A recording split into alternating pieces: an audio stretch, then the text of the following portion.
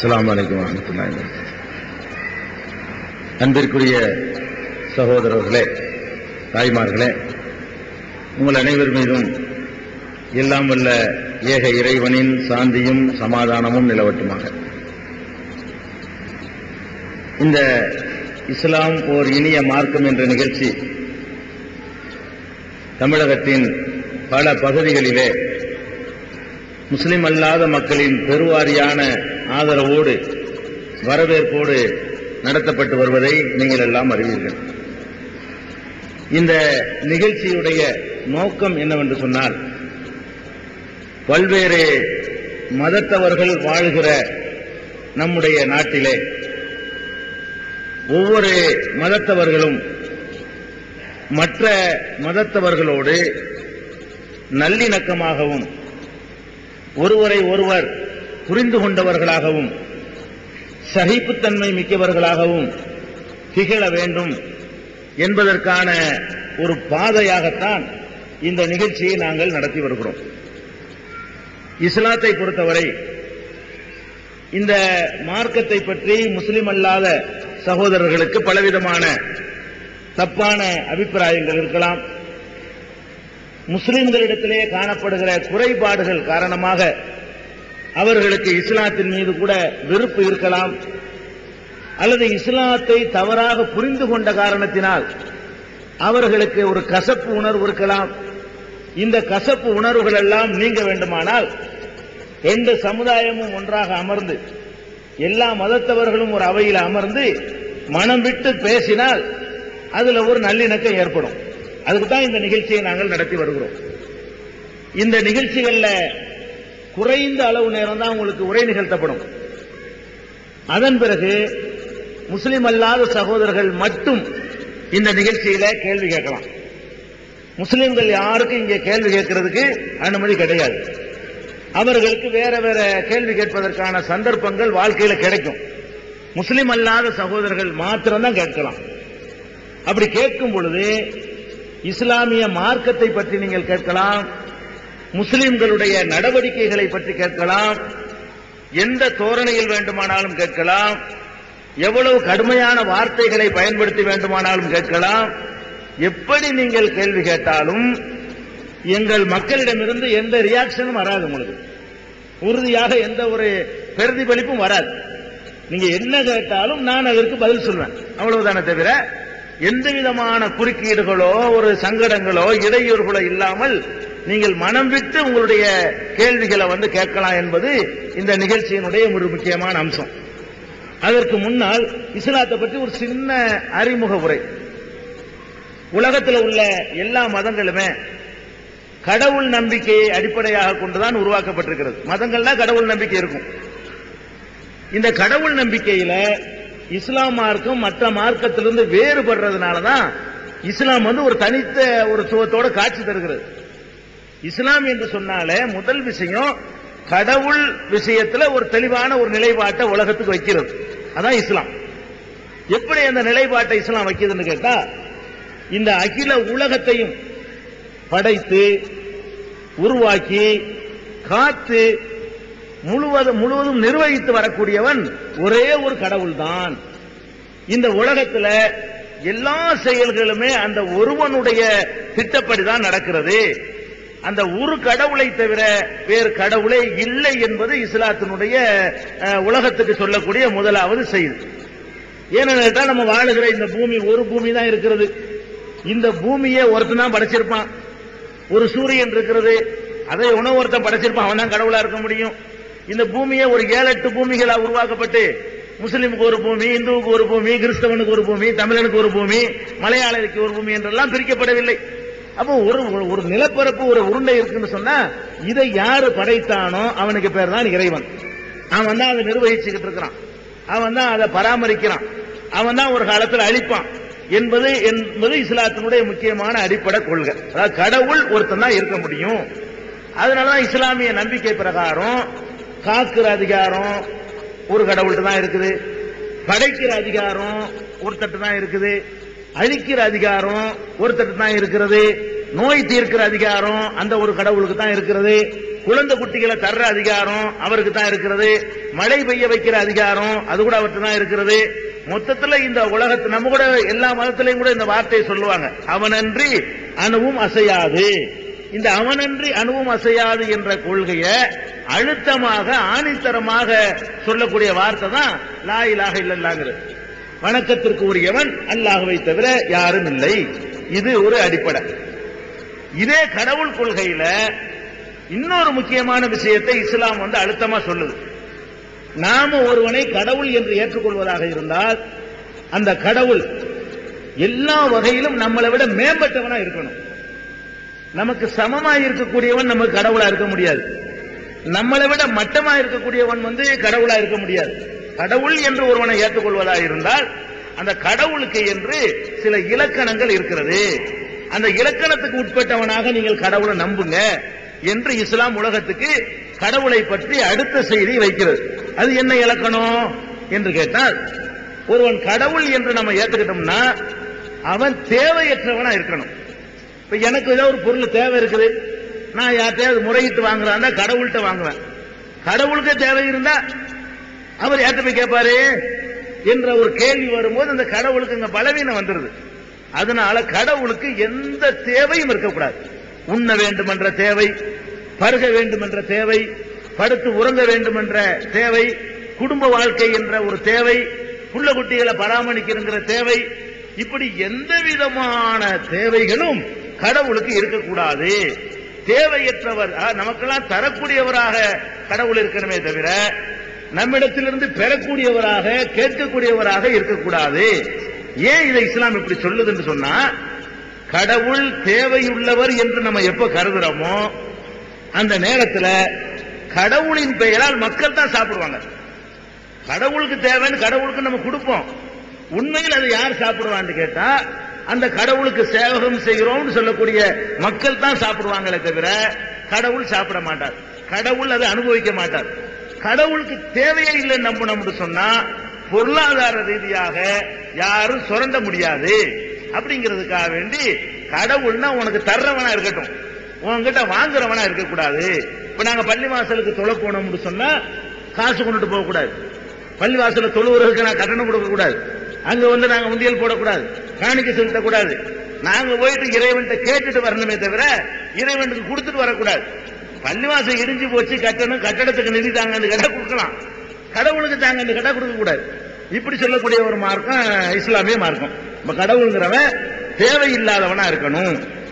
இரண்டாவது, பலவீனங்கள் கடவுளுக்கு இருக்கக்கூடாது. கடவுள் என்று நம்ம ஒருத்தனை ஏத்துக்கிட்டோம்னு சொன்னா வீக்னஸ் இருக்கக்கூடாது.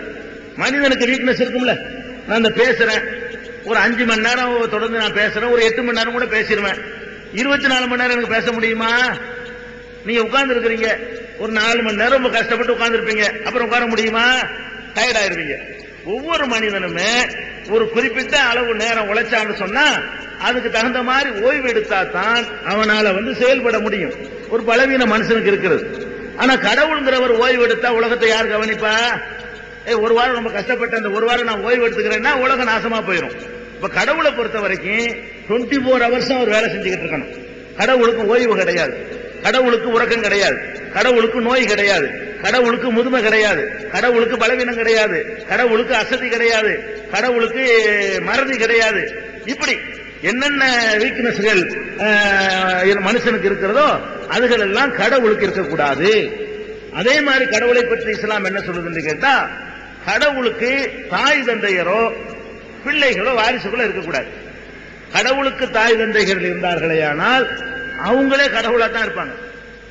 இப்ப ஒரு ஆடு இருக்குன்னா ஆட்டினுடைய அந்த தாய் ஆடத்தானே இருக்கும். ஒரு மாடு இருக்குன்னா அந்த மாட்டை உருவாக்குனது ஒரு மாடத்தானே இருக்கு.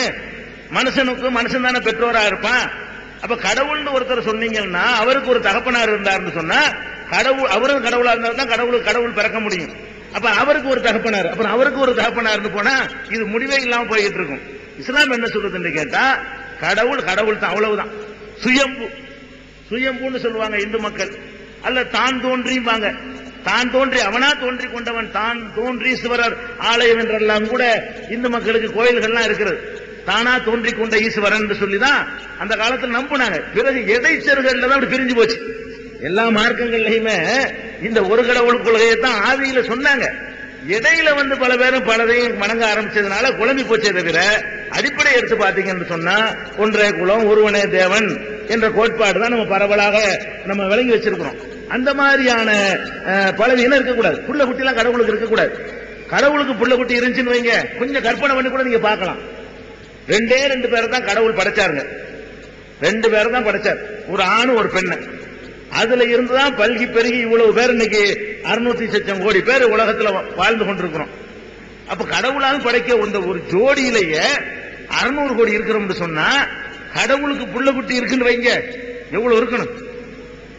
ஒரு மனுஷன் படைக்கப்பட்டு கொஞ்ச நாள் தானே ஆகுது, ஒரு 50 லட்சம் வருஷம் ஆகுதுன்னு வச்சுக்கிறீங்களேன். கடவுள் தான் கோடானு கோடி ஆண்டுகளா வாழ்ந்துகிட்டு இருக்கிறாரு. கடவுளுக்கு புள்ள, அந்த புள்ளைக்கு 4 புள்ள, அந்த 4 புள்ளைக்கு இன்னொரு 4 புள்ள, அந்த 4 புள்ளைக்கு இன்னொரு 3 புள்ள, அதுக்கு ஒரு 2 புள்ளன்னு போனுச்சுன்னு சொன்னா 600 கோடி மக்கள் இருந்தா 6000 கோடி கடவுள் இருக்கணும். அப்படி போயிரும் கடவுள் எண்ணிக்கை, மனுஷ எண்ணிக்கை தாண்டி போயிரும். இஸ்லாம் என்ன சொல்லுதுன்னு கேட்டா, கடவுள்னா மகன் இருக்கக்கூடாது. கடவுளுக்கு ஏன் புள்ள? புள்ள முதல்ல எதுக்கு தேவை? இப்ப எனக்கு குழந்தை வேணும், நான் எதுக்கு விரும்புறேன், நீங்க எதுக்கு விரும்புறீங்க என்று கேட்டால் நமக்கு முதுமை வரும், தள்ளாத வயசு வரும். இப்ப ஓடி ஆடி உழைச்ச மாதிரி அப்ப நமக்கு உழைக்க முடியாம போகும். நம்மளை கவனிக்கிறதுக்கு ஒருத்தன் வேணும். அதுக்கு வாடகைக்கு பிடிக்க முடியாது, நம்ப முடியாது. நம்மிலிருந்தே பிறந்தவனா இருந்தால் அவன் மீது நம்ம அன்பு செலுத்தினால் நம்முடைய முதுமை காலத்துல கஞ்சி ஊத்துவான், நம்மளை கவனிச்சுக்கிடுவான். படுக்கையில மலை ஜலம் கழிச்சோம்னு சொன்னா அதை கழுவி சுத்தப்படுத்துவான். நாம அந்த குழந்தையா இருக்கும் அதெல்லாம் செஞ்சோம் அப்படிங்கிற ஒரு எதிர்பார்ப்புனாலதான் நாம வந்து குழந்தைய வேணும்னு விரும்புறோம். 2வது நம்ம மண்டையை போட்டுருவோம். யாரா இருந்தாலும் 65, 70, 80, 90 மூத்தா இறந்து போயிருவோம். இறந்து போன பிறகு நம்ம கஷ்டப்பட்டு சம்பாதிச்சது யார் யாருக்கோ போறதை விட நம்மிலிருந்து உருவானவனுக்கு போகட்டுமே அப்படிங்கிறதுக்காகவும் குழந்தையே நம்ம ஆசைப்படுறோம். இப்படி கொஞ்சம் கற்பனை பண்ணி பாருங்க. கடவுள் என்ன பண்ணிட்டார்? மனுஷனை படைக்கும் போதே 25 வயசு ஆம்பளை, 20 வயசு பொம்பளை, 2 பேரும் இப்படித்தான் காலகாலத்துக்கு இருப்பீங்கன்னு ஏற்பாடு பண்ணிட்டாருன்னு வைங்க. ஆம்பளைக்கு 25, பொம்பளைக்கு 20, இதே மாதிரி தான் இருப்பீங்க. இதை விட கூட குறைய மாட்டீங்க, அழகு குறையாது, ஒன்னும் குறையாதுன்னு சொன்னா நம்ம பாட்டுக்கு ஜாலியா இருப்போம்னு நினைக்குவானா? புள்ள கட்டி பத்துக்குருவானா? நம்ம தான் ஜாலியா திரகாத்திரமா இருக்கிறோம். நம்ம பாட்டுக்கு என்ஜாய் பண்ணிட்டு போவோம், லைஃப் சொல்லி போவானே தவிர அவன் பிள்ளைய விரும்ப மாட்டான்.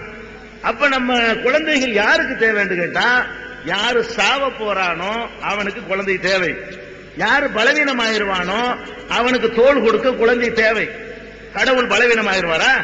25 லட்சம் வருஷம் உழைச்சுட்டேன், இனிமே நமக்கு முடியாது, நம்ம பையன் பார்த்துக்கிட்டேன் அப்படின்னு ஒரு நிலைக்கு கடவுள் வந்தாருன்னு சொன்னா தான் கடவுளுக்கு புள்ள வேணும். அவர் தான் எப்பவும் ஒரே மாதிரி தானே இருக்கிறாரு. அவருடைய பவர், ஆற்றல், சக்தி எதுவுமே குறைவதில்லை. புள்ள தேவையில்லை. அல்ல கடவுள் செத்து போயிடுவார்னு சொன்னா, செத்த பிறகு யாருப்பா இதுக்கு வாரிசு, அதுக்கு தான் 2 பிள்ளை பெற்றிருக்கிறேன் அப்படின்னு சொல்லலாம். கடவுள் சாவ போற, செத்தவர் கடவுளா இருப்பாரா? கடவுள் சாகவும் மாட்டார். அதனால இந்த மாதிரி எல்லாம் கடவுளை சொல்லும் பொழுது இது மாதிரி இலக்கணங்களோட இஸ்லாம் வந்து சொல்லி தருகிறது. அடுத்து என்ன சொல்லுதுன்னு கேட்டா, கடவுள் என்பவன் வந்து கடவுளை வந்து இப்படி கீழே இறக்கிற கூடாது. அதே நேரத்தில் வந்து மனிதர்களாக பிறந்த நாம நம்மை போன்ற மனிதர்களையோ அல்ல நம்மை விட மட்டமான பொருள்களையோ கடவுள் நிலைக்கு ஒசக்கிறவும் கூடாது. அது கடவுளுக்கு செய்யற ஒரு அவமானம் அப்படிங்கிறது இஸ்லாம் சொல்லுது. நம்ம உலகத்துல பார்க்கிறோம், மனுஷனை கடவுளாக்குறாங்க.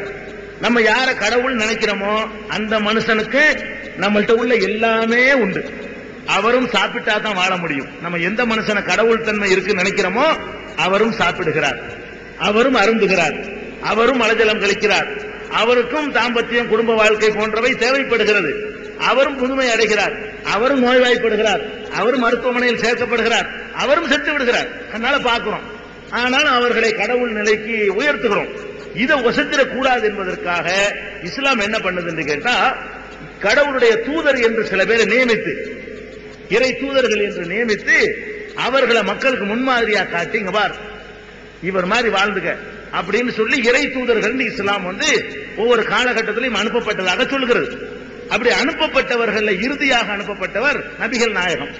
நபிகள் நாயகத்துக்கு முன்னாடி ஆபிரகாம், இஸ்மவேல், மோசே, சாலமோன், தாவீது ராஜா என்று ஏராளமான தூதர்கள் உலகத்துக்கு அனுப்பப்பட்டார்கள். தமிழகத்துக்கு அனுப்பப்பட்டார்கள், பேர் தெரியாம இருக்கலாம்.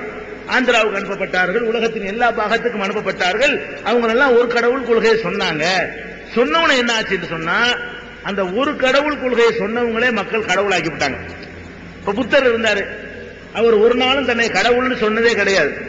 அவர் சொன்னதெல்லாம் அன்பே சிவம்டாரு, அன்பே கடவுள்டாரு. அவர் கடவுளாகி போயிட்டார். அவர் தன்னை கடவுள் என்று சொல்லாம இருந்தும் கூட அவரை கடவுளாக்கி விட்டார்கள். இப்படி வரக்கூடாது என்பதற்காக நபிகள் நாயகம் அவங்க இறுதி தூதரா வந்தவங்க என்ன பண்றாங்கன்னு கேட்டா, தன்னையே மாடலாக மக்கள்கிட்ட வைத்து நான் கடவுளுடைய தூதன், ஆனால் கடவுள் அம்சம் எதுவும் என்னிடத்தில் கிடையாது, என் காலில் நீங்கள் விழக்கூடாது, எனக்காக எந்திரிச்சு நின்று மரியாதை செய்யக்கூடாது, என்னிடத்தில் உங்களுடைய தேவைகளை முறையிடக்கூடாது, என்னை கும்பிடக்கூடாது, என்னை பூஜிக்க கூடாது, என்னை பிரார்த்திக்க கூடாது, என்னை உங்களையும் படைச்ச இறைவன்ட்ட பிரார்த்தனை செய்யுங்கள் என்று சொல்லி மனிதன் கடவுளாக முடியாது என்பதற்கு ஒரு உயர்ந்த நிலையை அடைந்த ஒரு மனிதரை கொண்டாந்து காட்டி இந்த முகமது நபியே கடவுளாகல என்று சொன்னா மற்றவர்கள் ஆக முடியுமா என்று இஸ்லாம் கேட்க சொல்கிறது. அதனாலதான் 14 நூற்றாண்டுகள் கடந்த பிறகும் கூட நபிகள் நாயகத்துக்கு சிலை கிடையாதுங்க, நபிகள் நாயகத்துக்கு கோவில் கிடையாது, நபிகள் நாயகத்தை நாங்க யாரும் வழிபடுறது இல்லை. அமெரிக்காவில் ஒரு 6-7 வருஷத்துக்கு முன்னாடி நபிகள் நாயகத்துக்கு ஒரு சிலை வச்சாங்க. அமெரிக்காவுடைய சுப்ரீம் கோர்ட்ல, உச்ச நீதிமன்றத்தில் 10 அறிஞர்களுக்கு சிலை வைத்தார்கள். 10 அறிஞர்கள் யாரு? உலகத்துக்கு சிறந்த அரசியல் சட்டத்தை வழங்கியவர்கள் என்று தேர்ந்தெடுத்து 10 பேரை பொறுக்கி எடுத்து அந்த 10 பேரில் ஒருவர் நபிகள் நாயகம் என்று சொல்லி அந்த 10ஓட சேர்த்து நபிகள் நாயகத்துக்கு சிலை வச்சாங்க. உலகத்தில் உள்ள முஸ்லிம்கள் எல்லாம் அதற்கு கடும் எதிர்ப்பு தெரிவித்து அதை அகற்றுவதற்கு பாடுபட்டதை, அதற்கு அகற்றுவதற்கு முயற்சி பண்ணதை நீங்கள் எல்லாம் செய்தித்தாள்கள் வாயிலாக பார்த்திருப்பீர்கள். அப்ப இவ்வளவு ஆண்டுகள் கடந்த பிறகும் கூட நபிகள் நாயகத்தை நாங்க யாருமே வணங்க மாட்டோம், நபிகள் நாயகத்துக்கு சிலை வைக்க மாட்டோம். ஒரு சாதாரண ஒரு சின்ன ஒரு கட்சிக்கு தலைவரா இருப்பாரு, ஒரு இயக்கத்துக்கு தலைவரா இருப்பாரு, அவர் இறந்துட்டாருன்னா அவருக்கு சிலை வைக்கிறாங்க, ஊருக்கு வைக்கணும்னு நினைக்கிறாங்க. அந்த சிலையை யாராவது உடைச்சுட்டான்னு சொன்னா 10 தலை உருள்ற காட்சியெல்லாம் நீங்க பாக்குறீங்க. இந்த மாதிரி இருக்கக்கூடிய நேரத்தில் 14 நூற்றாண்டு கடந்து கூட நபிகள் நாயகத்தை உசுருக்கு மேல நாங்க மதிக்கிறோம், ஆனா வழிபட மாட்டோம், கும்பிட மாட்டோம். நபிகள் நாயகமே நீங்க தான் எங்க கவலையை போக்கணும்னு கேட்க மாட்டோம், நபிகள் நாயகத்தையும் படைத்த இறைவனிடத்துல தான் கேட்கணும். இதுதாங்க இஸ்லாத்தினுடைய ஒரு அடிப்படையான கொள்கை. இது போக இஸ்லாத்தை முக்கியமா தெரிந்து கொள்ள வேண்டிய விஷயம் என்னன்னு கேட்டா, கடவுள் மனிதனை இந்த உலகத்தில் படைத்திருப்பது சோதித்து பார்ப்பதற்காக. இதுவே உங்கள் படைக்கப்பட்டவர்களுடைய லட்சியம் இல்லை. இஸ்லாம் சொல்கிறது என்ன படைக்கப்பட்டிருக்கிறோம், முதல் மணி 2 பேர் எல்லாம் படைச்சான், இன்னைக்கு 600 கோடி பேர் இருக்கிறோம், இன்னும் மக்கள் தொகை பெருகும். ஒரு கட்டத்தில் கடவுள் இந்த உலகத்தை அழிப்பார். இதான் முக்கியமான டாபிக். இஸ்லாத்தை பற்றி நீங்கள் அறிந்து கொள்ள வேண்டிய முக்கியமான விஷயம் என்னன்னு கேட்டா, எங்களுடைய நம்பிக்கை பிரகாரம் இந்த உலகம் முழுசும் ஒரு நாள் அழிக்கப்படும். அது எந்த தேதி என்று அல்லாஹ் ஒருவனுக்கு தெரியுமே தவிர நபிகள் நாயகத்துக்கும் தெரியாது. நபிகள் நாயகத்தை கேட்கும் பொழுது தேதி தெரியாது, ஒரு நாள் அழிக்கப்படும் என்று இறைவன் சொல்கிறான். அப்படித்தான் அவங்க மக்களுக்கு மெசேஜ் கொடுத்தாங்க. அப்ப இந்த உலகம் இந்த மெசேஜ் ஈசா இயேசுநாதர் சொன்னதாக நீங்க பைபிள்ல பார்க்கலாம். இதே மெசேஜ் மோசேங்கிற தீர்க்கதரிசி சொன்னதாக பைபிள்ல பார்க்கலாம். இந்த மெசேஜ் காலகாலமா சொல்லப்பட்டுக் கொண்டிருக்கிறது. உலகம் அழிக்கப்பட்ட பிறகு முதல் மனிதர்ல இருந்து அழிக்கப்பட்டவர்கள் வரைக்கும் எல்லாரையும் கடவுள் எழுப்புவார். அவருக்கு லேஸ். முத படைக்கிறது கஷ்டம், உங்களை எல்லாம் பார்த்த பிறகு 2வது தடவை படைக்கிறது லேஸ். அப்ப கடவுளை நம்ம ஒத்துக்கிட்டவங்களுக்கு கடவுள் 2வது தடவை படைப்பாங்கிறத நம்புறது கஷ்டமானது இல்லை. அப்படி கடவுள் எழுப்பி இந்த உலகத்தில் நாம் என்ன செய்கிறோமோ அதுக்கு அங்க கணக்கு தீர்ப்பார். இது ஒரு பரீட்சை கூடம். இங்க நேர்மையா நடந்தால் பரிசு தருவாரு, இங்க கொள்ளை அடிச்சா, கொலை செஞ்சா, விபச்சாரம் பண்ணுனா, அநியாயம் பண்ணீங்கன்னா, கலப்படம் பண்ணீங்கன்னு சொன்னா, ஏமாத்துனீங்கன்னு சொன்னா, மோசடி பண்ணீங்கன்னு சொன்னா, இதெல்லாம் கடவுள் ரெக்கார்ட் பண்ணி கொண்டிருக்கிறார். இந்த ரெக்கார்டு அடிப்படையில திரும்ப உயிர்ப்பித்து சொர்க்கம் நரகம் என்ற பரிசையோ தண்டனையோ கடவுள் தருவார். அந்த தண்டனை நம்மால் தாங்க முடியாது. இந்த உலகத்தில் உள்ள சின்ன சின்ன கொஞ்சம் நேர்மையா நடக்கிறது கொஞ்சம் கஷ்டமா இருக்கும். நேர்மையா நடப்பதை விட கொஞ்சம் அநியாயமா நடத்து பாருங்க, நிறைய சம்பாதிக்கலாம். ஒரு வியாபாரி இருக்கிறான், கரெக்டா நூல் பிடிச்ச மாதிரி எடை போட்டான்னு சொன்னா அவனுக்கு லாபம் குறைச்சலா கிடைக்கும். ஒரு 100 கிராம் உள்படி போட்டுக்கிட்டான்னு சொன்னா அவனுக்கு லாபம் அதிகமா கிடைக்கும், கொஞ்சம் கஷ்டம் இல்லாம இருப்பான். ஆனா இந்த உலகத்துல நீ நல்லா இருக்கிறதுக்காக வேண்டி அடுத்தவனுக்கு இடைஞ்சல் பண்ணு சொன்னா இதுக்கு நான் உன்னை நரகத்துல போடுவேன். நரகங்கிறது என்ன? கொழுந்து விட்டு எரியக்கூடிய நெருப்பில் போட்டு இறைவன் வறுத்து எடுப்பான். தோள்கள் கருக கருக புது தோலை மாற்றி மாற்றி தண்டனை கொடுப்பான். அந்த தண்டனை நம்மால தாங்கிக்கிற இயலாது என்று ஒருவன் நினைக்கும் பொழுது இந்த உலகத்துல நல்லவனா நடக்கிறான்.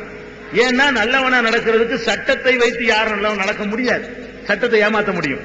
ஏன்னா சட்டத்தை கையாளுறோம் மனுஷன். போலீஸை ஏமாத்தலாம், நீதிமன்றத்தை ஏமாத்தலாம், அரசாங்கத்தை ஏமாத்தலாம், எல்லாரும் நம்மளால ஏமாத்த முடியும். இன்னைக்கு பெரிய பெரிய பண முதலைகள் எல்லாம் அவங்க அரசாங்கத்துக்கு வரி கட்டாம ஏமாத்துற நீங்க பாக்குறீங்க. பல கொலை செய்தவர்கள் எல்லாம் நீதிமன்றத்தை ஏமாத்தி விடுதலை ஆகி வரக்கூடிய காட்சிகளை எல்லாம் நீங்க சர்வசாதாரணமா பாக்குறீங்க. ஒரு ஹெல்த் இன்ஸ்பெக்டர் சோதிக்கிறதுக்கு வருவாரு, 100 ரூபாய் கவர்ல வச்சு கொடுத்து அவர் வாட்டுக்கு போயிருவாரு. அதனால பாக்குறீங்க. அப்ப மனிதர்களை எந்த சட்டத்திலிருந்தும் ஏமாத்திர முடியும். ஏமாத்த முடியாத ஒரு சக்தி நம்மளை பார்த்துக்கிட்டு இருக்கு நினைத்தால் தான் உலகத்துக்கு சேமம்.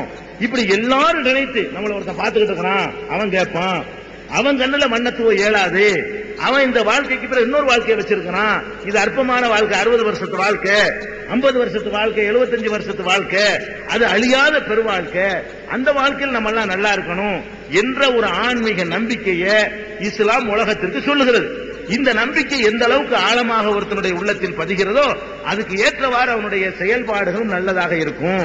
இந்த நம்பிக்கை எவ்வளவு வீக்கா இருக்கிறதோ அந்த அளவுக்கு செயல்பாடுகளும் மோசமாகிவிடும். இதுதான் இஸ்லாம் உலகத்துக்கு சொல்லக்கூடிய செய்திகள்ல ஒரு முக்கியமான சில செய்திகள். நிறைய விஷயங்கள் இருக்கிறது. ஆனால் நம்ம கேள்வி பதிலுக்குள்ள போக வேண்டியிருக்கிறதுனால இந்த அறிமுகத்தை இதோடு முடித்துக் கொண்டு இப்ப கேள்வி பதிலுக்கு போறோம். திரும்ப ஒரு ஞாபகப்படுத்திக்கிறோம். கேள்வி பதில் என்பது முஸ்லிம் அல்லாத சகோதரர்களுக்கு மட்டும்தான். ஆணா இருந்தாலும் பெண்ணா இருந்தாலும் முஸ்லிம் அல்லாதவங்களுக்கு மட்டும்தான் இங்க அனுமதி. ஒண்ணு. ரெண்டாவது எப்படி வேணாலும் நீங்க கேட்கலாம். 2. மூணாவது ஒரு ஆளு ஒரு கேள்வி கேளுங்க. ஒரு ஆளு எந்திரிச்சு 5 கேள்வி கேட்டீங்கன்னு வைங்க, 5 பேருடைய வாய்ப்பு பறி போயிடும். அவங்கள ஆர்வமா வந்திருப்பாங்க.